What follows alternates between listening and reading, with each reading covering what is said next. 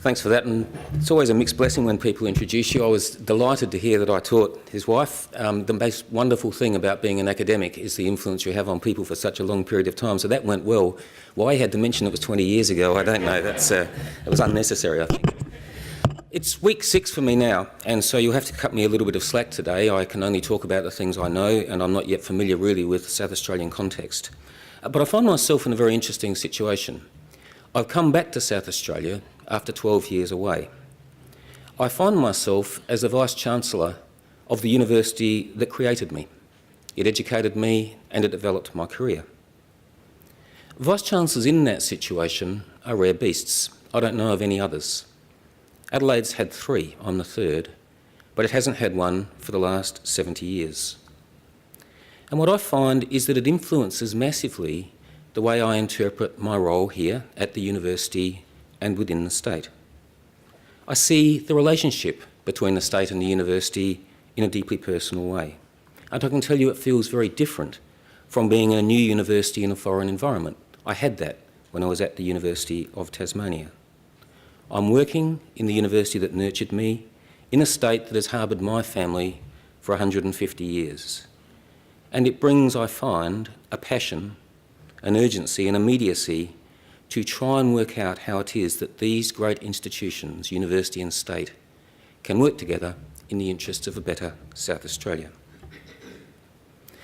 People look at universities and they see the past. They see old buildings, they see even older professors some of the time. But of course, universities are really about the future. Universities, in fact, invent the future through people and through ideas. It's our graduates that will be the leaders of tomorrow, who will create the socio-economic context that is South Australia in 40 or 50 years' time. It's the innovation that comes from our research programs that will be the raw material of the South Australian economy if it is to find its new form. We are about the realisation of human potential and about the expression of creativity. But none of us knows what the future holds. The only thing we can be fairly confident about is that it will be different from what we have today. So we have to ask ourselves, as we prepare our students, as we prepare our innovation programs for the future, as we try to work out as a state and as a people what it is we want to do, we have to try and work out how we prepare ourselves for that future. And of course, it's unknowable. But we can make some good guesses about the ingredients that might best position us for success. I reckon there are, at the heart of it, 3. The first is that any future-facing society will need a source of innovation, new knowledge, new ways of using knowledge. Any good society will need increased investment, increased production of human capital, clever people who can use knowledge in creative ways. And in a globalised community, any successful society will need global connectivity. In our case, around about 100% of the world's knowledge is generated and stored outside South Australia. We need conduits that can bring people with that knowledge and that knowledge itself back to our state. Innovation, human capital, global connectivity. There is only one institution in society that combines those 3, that brings them together, and that is the research-intensive university. And it's why we at the University of Adelaide, and I would say it extends to the other 2 South Australian universities as well, must accept that we have to play a special role in the transformation of this state. I think that universities at this particular moment in human history are the most powerful levers that governments and communities have to manipulate the future socio-economic outcomes that they wish to build. Now, we're not alone in thinking this kind of thing. If you go to the world's oldest university, which is deeply controversial, but most people will accept it's Bologna in northern Italy, you will find that they've codified the values that stand for a university, and that universities can sign up to those values. And they can show you a map of the world with the universities that are signed up to those values on it. When you look at it, the thing that hits you is that the spread geographically of the university movement now vastly transcends the spread of any religion or the spread of any kind of political system. We are talking about a general recognition that those assets that universities produce are at the forefront of where societies must head. And it tells us something about this moment in history for universities. We are challenged to roll up our sleeves and get our hands dirty and help with what can come next. It suggests to me that the great universities of the 21st century will move from becoming commentators on society to becoming participants in society. Of themselves, universities are not terribly good at improving socioeconomic outcomes. We tend to be a bit insular, we tend to be a bit internal looking. We will hope to change that. But the skill, of course, is to try and find an interface with community need and aspiration that can inform what the university itself does. Universities need to learn how to listen. We're not even good at that. Maybe we could even learn how to hear. That's harder still. And we need to do that, informed by our community, because we need to find ways that we can sharpen the research questions that we ask, make them relevant. We need to find ways that we can make our education programs more relevant to the future of the kids who are studying them. And we need to have in place pathways that can deliver the advances and solutions that we might discover back into the society for benefit. You can try and do this through all sorts of ways. Communication and governance structures, advisory boards and the like help. But at the best, that interface between the community and the university is not just philosophical and conceptual, it's physical. And that is why, right around the world, the most progressive countries and the most progressive cities are looking for physical spaces that can link universities with business and with communities in a physical sense. They look to create the kind of environment, the kind of ecosystem that enables the universities, based on their reputation, if you like, based on their assets, to draw into the community multinational research-based corporations, very rare in Australia, entrepreneurs, start-up companies, SMEs, outstanding students and outstanding scholars from around the globe. They look to develop a space which enables university students to broaden their education, not just to become familiar with the ways of the academy, but to spend time in internships and placements that mean they emerge with a knowledge of both academic skills and corporate activities. From that springs new business ventures. And they look to create a complex ecosystem that redefines what it is that a university campus is, not behind a fence and shielded from society, but a complex ecosystem that brings relevance to the university itself by helping it to interact with the community. Such environments are at the heart of many of the world's great cities. But it's proven challenging to create them in Australia, and that I think is because many of our universities were built at a time when we located them in the suburbs, and it has simply proven difficult to find that physical space.